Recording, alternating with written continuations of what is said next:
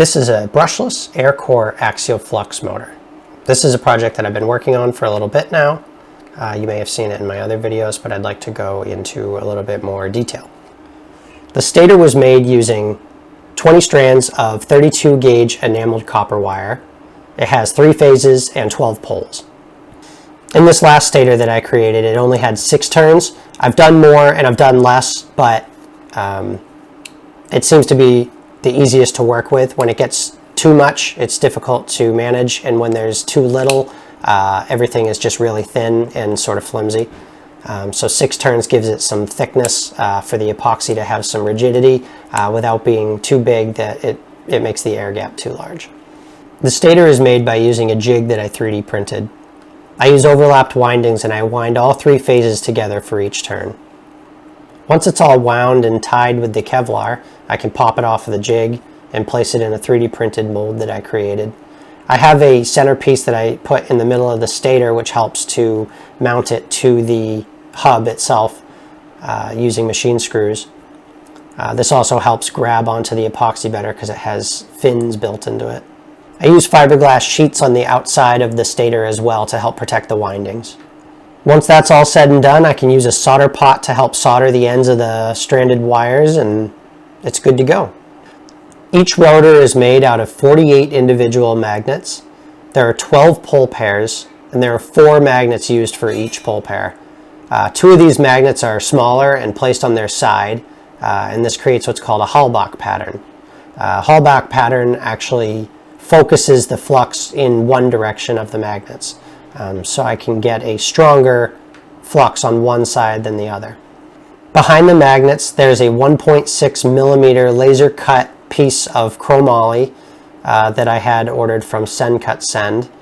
And then I use a 3D printed jig to help space the magnets out consistently. And it has the screw holes in it, which helps align it for the other rotor.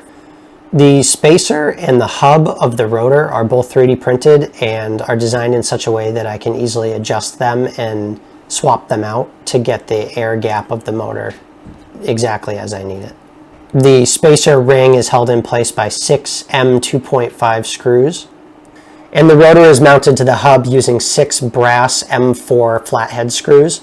Just to get as much thickness out of the rotor hub as I could while keeping everything flat to the magnet surface. And the brass was a choice to help reduce any sort of interaction between the magnets and whatever sat right there on the edge. The stator is mounted to its hub with 6 M3 screws with nuts that are press fit into the stator hub itself. There's also heat set inserts put into the stator hub to allow it to be mounted to something else. The bearings are 4 millimeter thick with 17 millimeter inner diameter and a 23 millimeter outer diameter. There are 2 of these, and they sit on the top and the bottom of the stator hub.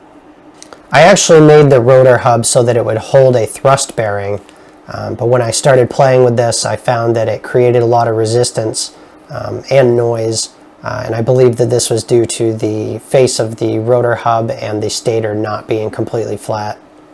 So let's talk about performance. I hooked the motor up to my drill and spun it, and I read the back EMF on my oscilloscope. I calculated the kV at about 180 to 200.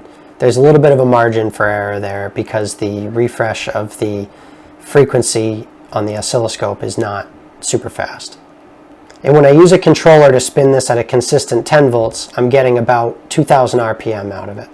Due to the 32 gauge wire, even though there are 20 strands, I imagine the current limits on this are pretty low. I've spun this with one of my older versions at 32 amps with a propeller hooked up to it, and I'm sure the wire was suffering. I don't think it could handle that for very long, but I have never run it with more of a load than that, so I don't know quite where its limit actually is.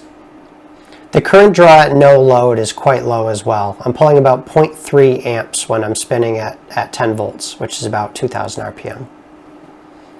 One of the biggest issues that I'm facing right now is that I believe my 3D printer is not printing things perfectly straight. This is causing a variable air gap between the stator and the rotor faces, which obviously leads to inefficiencies, as well as some resistance on the bearings, which is causing everything to not spin as freely as it could. I think that at some point I will get these pieces custom machined, but obviously that's going to be a bit expensive, so I'm trying to design around that where I can. I'm also trying to use 3D printing as much as possible as a rapid prototyping tool before I go ahead and spend money on the custom parts. So what's next? I don't plan on giving up on this project. It's been a lot of fun, and I hope to continue making changes and continue learning.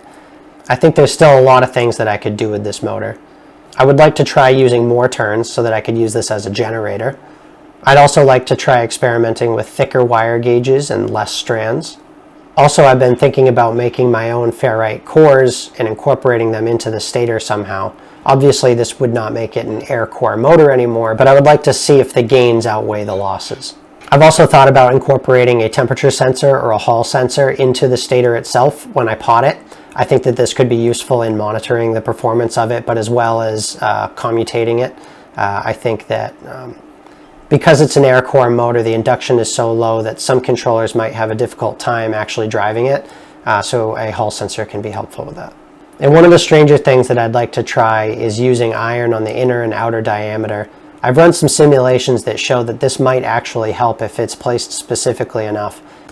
So a lot of people have asked me why I'm making this, and while I think it would be awesome to make a motor from scratch and then turn it into something, a wind turbine or an e-bike or something, really I'm doing it for general interest. I came across some projects that other people have worked on, and I thought they were really interesting and wanted to pursue it myself. Also, I hope that this project will inspire others as others did for me. They say imitation is the best form of flattery, and if anybody wanted to copy this, I would love to see what you come up with. And thanks everybody for your interest. This has been a lot of fun for me, and I hope you guys are enjoying it as well. I appreciate the questions. Keep them coming. I might not know everything, but happy to try to answer them. Thanks a lot.